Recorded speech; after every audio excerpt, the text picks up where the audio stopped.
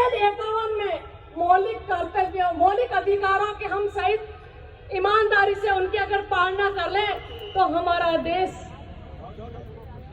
ईमानदारी और निष्ठा से हम सही मायनों में देशभक्त हैं। कुरान में भी लिखा है कि कामयाब हो गया वो हर शख्स, कि कामयाब हो गया वो शख्स जिसने अपने नक्श का किया यानी अपने चरित्र और देश के निर्माण किया, वो हर शख्स कामयाब हो गया। मैं कुछ प्रशासनिक अधिकारियों को भी ये बताना चाहती हूँ, जब हमारा इतिहास शुरू होता है, मध्यकालीन इतिहास की बात करती हूँ, तो हमें अफगानिस्तान से आए हुए मोहम्मद गजनवी की कहानियां पढ़ाई जाती है, उनके बारे में बताया जाता है। उनका जन्मदिन भी बच्चों को याद रखना पड़ता है, उनके साथ आए सब लोगों का भी नाम याद रखना पड़ता है। और अफगानिस्तान में उसका कोई नाम नहीं है, एक गजनी एक छोटा सा प्रांत है। उस लुटेरे की कहानी हमें बताई जाती है। मैं उन सब तमाम लोगों से या तमाम इतिहासकारों से कहना चाहती हूँ कि हमारा इतिहास कहाँ है, उस लुटेरे की कहानी हम क्यों पढ़ाई जाती है, जिन्होंने हमें देश के लिए कुर्बान हुए, उनका इतिहास क्यों नहीं पढ़ाया जाता है। अफगानिस्तान में तो उन लोगों का या उस गजनी प्रांत का भी कोई नामो निशान नहीं, उन्होंने अपने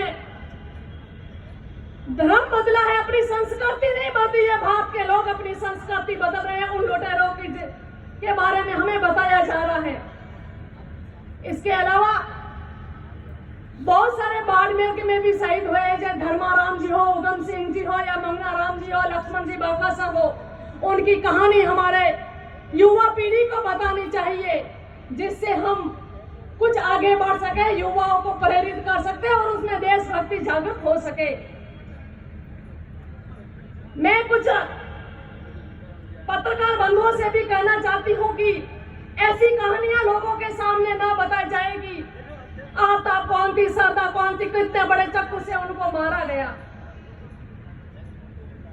हमें बच्चों के सामने तो ऐसी कहानियों को प्रेरित करना चाहिए कि इंडियन टाइगर कौन था,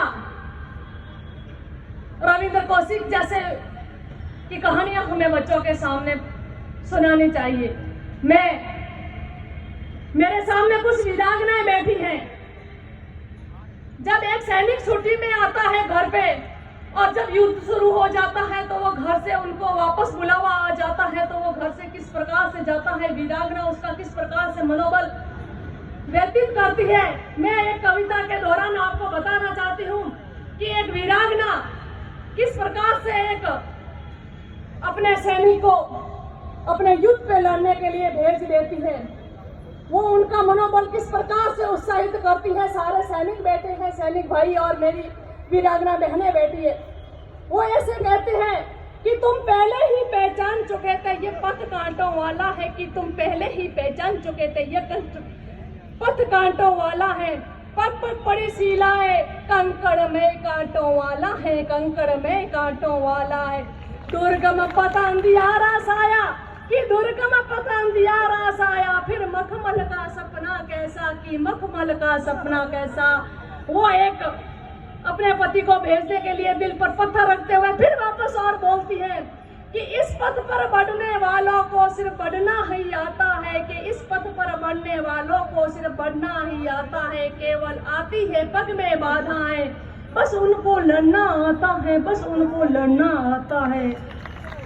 तुम जब भी चले इस पथ पर, कि तुम जब भी चले इस पथ पर, फिर लड़ना या घबराना कैसा, फिर डरना या घबराना कैसा। वो अपने दिल पर पत्थर रखकर अपने सुहाग को वहाँ सेना पर लड़ने के लिए भेज देती है। और कुछ समय बाद जब लड़ाई में वो शहीद हो जाता है, तिरंगे में लपट कर वापस आते हैं, तो उस परिवार पे क्या बीतती है वो अपने में शब्दों से नहीं बता सकती किसी को। कुछ समय बाद में जब वीरांगना रात को सोते हुए खुली साथ होती है, तारे टिमटिमा रहे होते हैं, तो वो उसके मन में एक ही ख्याल आता है कि मेरी